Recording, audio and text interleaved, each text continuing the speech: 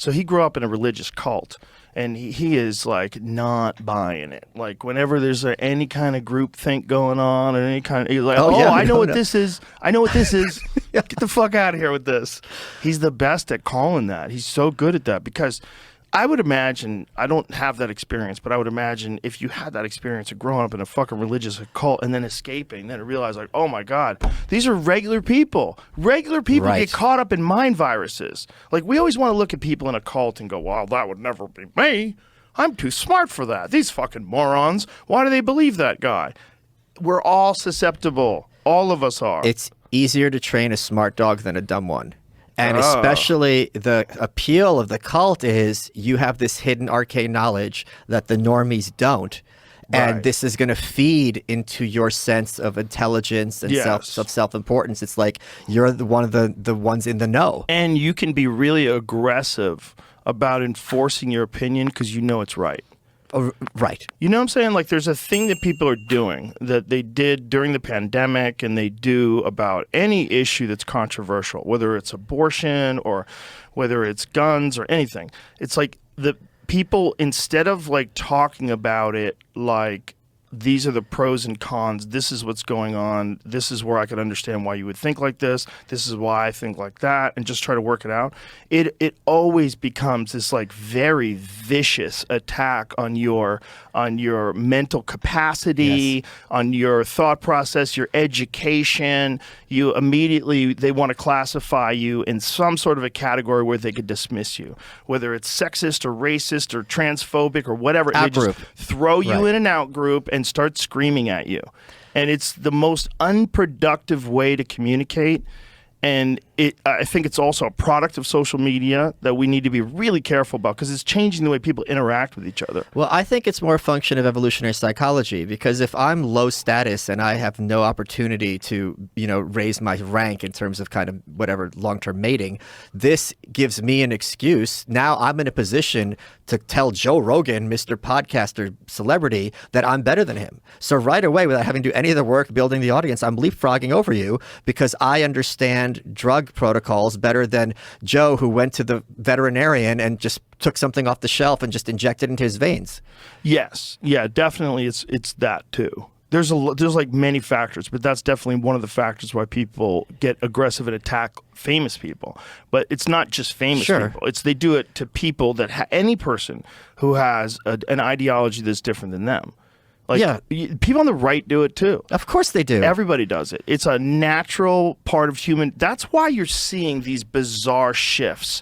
Like the left, when I was a kid, when my stepfather was a hippie, and we grew up in San Francisco in the 70s during the Vietnam War. Oh, okay. So I was like surrounded by, like, I had all my neighbors were gay. Everyone was an artist. There was all these fucking weirdos. It's like ideologies like this, like whatever we're doing, whether it's right or left, they get it. It's like everybody just gets locked into a group mindset for some strange reason.